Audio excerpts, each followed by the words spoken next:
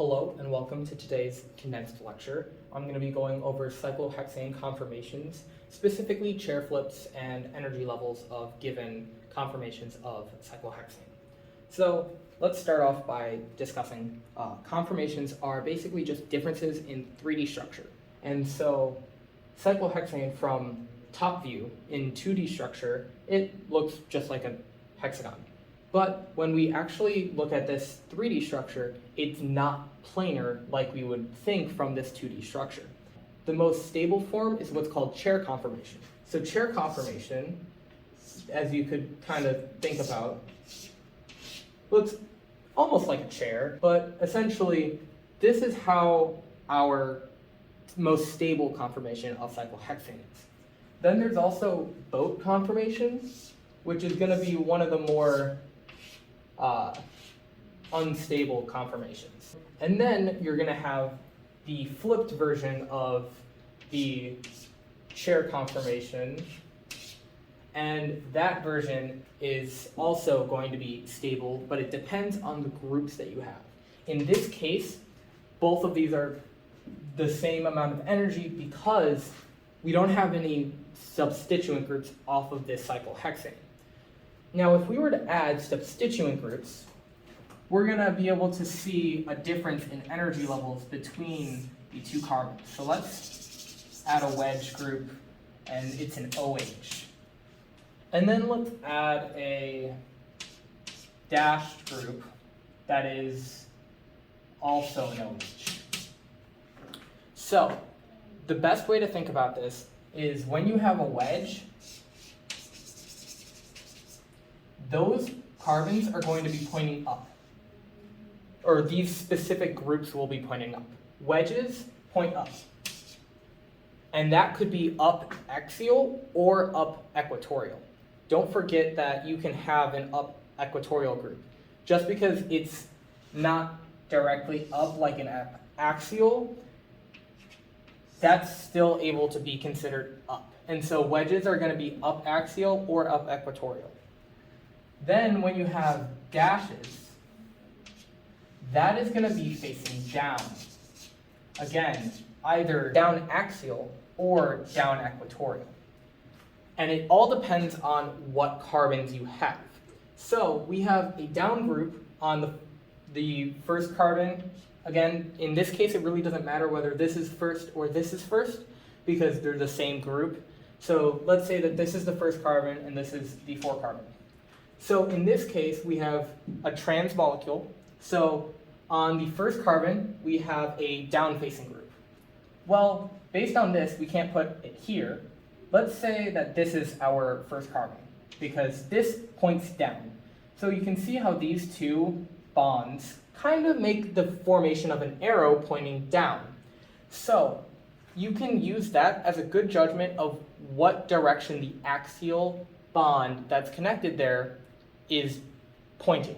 So based on this, it's pointing down, so that means this axial group is pointing down. This one is pointing up, so this axial group is up. This one, again, points down. And if you do that for all of these, you can see that the axial groups alternate on each carbon.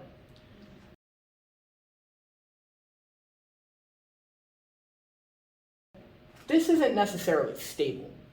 We have a large group in both axial positions, and in general, axial positions are more energetic because the way that there are interactions between these groups here and this group along with these groups. So essentially, a way that you can think about this is if you have, let's say that this is your chair conformation, and you have groups that are going upwards, like axial groups, there's going to be some interaction between these two groups because they're protruding directly up from the molecule. Now, if you have those groups as equatorial, so going out to the side, there is a lot less interaction between these groups because they're going out from the molecule. They're not interacting as much with each other because of the distance between the ends of the groups. So if you think about it that way, this is going to be much less stable than our flipped conformation, because our flipped conformation will bring these axial groups to equatorial groups.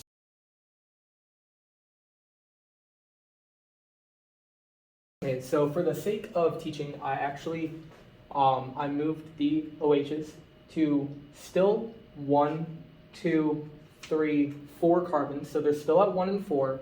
It's just I moved them to the carbons that would actually be flipping up or down in the chair flip. This is for the sake of understanding how the groups move when they are in the chair flip, and then also just understanding how each carbon changes direction. From this chair conformation to its flipped version, all of this carbon is gonna rotate up, this carbon rotates down.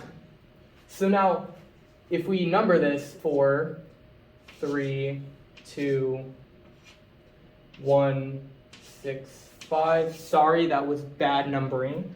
But if we number those, so now we have 1 being up, 2, 3, 4, 5, 6. So essentially, now we have this 1 is in the up position, but we know that it had a substituent group and it was facing down, but it was also axial. But now it's in the up position, so this would have an axial up group, but it's not going to be this OH, because this OH is still supposed to be facing down based on the fact that it's it's a dashed wedge, basically. So because it's dashed, we know that it needs to be facing down. And in this conformation of cyclohexane, the equatorial group is the one that's facing down, because when you flip from axial to its other conformation, you're going to end up with an equatorial group. So this is where this group on the first carbon is placed, at equatorial down.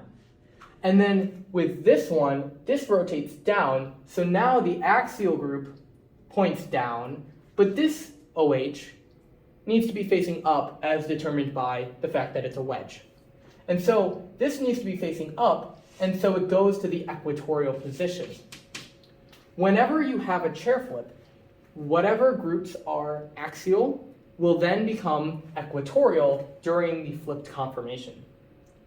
Now, the biggest thing to remember is what direction the actual group faces is determined by the 2D structure and not by the flip. So, whenever you have an up axial group, it will always go to up equatorial. If you have a down axial group, it will always go to down equatorial. And it's the same way the other way around. You could always start with having it in the equatorial groups like this, and then going this way. So if you had down equatorial, it goes to down axial. You always want to maintain the relative direction that it points. The only thing that changes is the positioning, whether it's axial or equatorial, during the flip.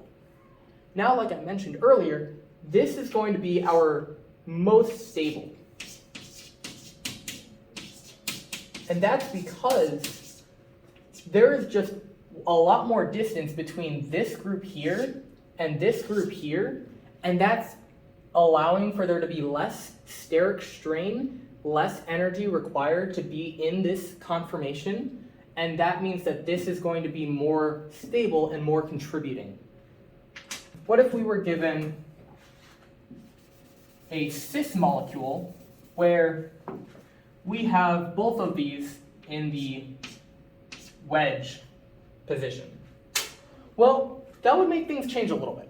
So because of the fact that this is cis, and we have on the 1 and 4 carbon a down group, then that would mean that this can no longer be the proper conformation of this 2D structure, because this OH is now up.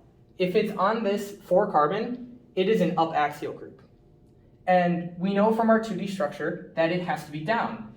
So this is no longer true if you were to use this example where they are cis.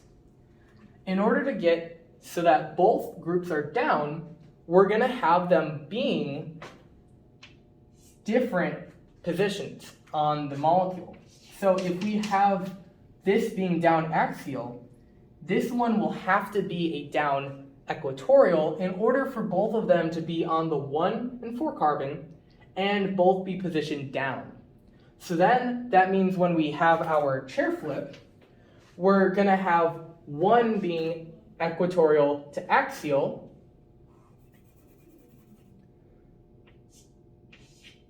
still remaining down, and then one will go from axial to equatorial. Still. And one last thing I would like to mention before I close out this lecture is that if you have two different groups, depending on which group is the largest, so let's say you have a methyl group and a bromo group. So if you have methyl and you have bromine, we're going to say for the purpose of this class that bromine is the larger substituent group. So if you have two groups like this, the most stable is going to be when bromine is in the equatorial position, because the larger group is going to be furthest from the structure interacting with other molecules, and that's lowering steric strain, increasing stability, and that means when this is equatorial, that's going to be our most stable conformation. If we can have both of these equatorial, that would be great. But if we have to choose between having one or the other equatorial, bromine is going to be the one that we want as the most stable for equatorial. I hope that I was able to clear up some confusion if there was any on cyclohexane conformations. Again, if you have any questions, feel free to direct message me or leave a comment if you have any questions. I'll be making a video probably about chirality stereoisomerism in a couple of days. I just feel like we didn't have enough information from last class to be able to actually discuss and warrant a lecture, because it would end up being like 4 minutes long because we really didn't discuss much during the last lecture. I hope this was helpful. I'll see y'all in class.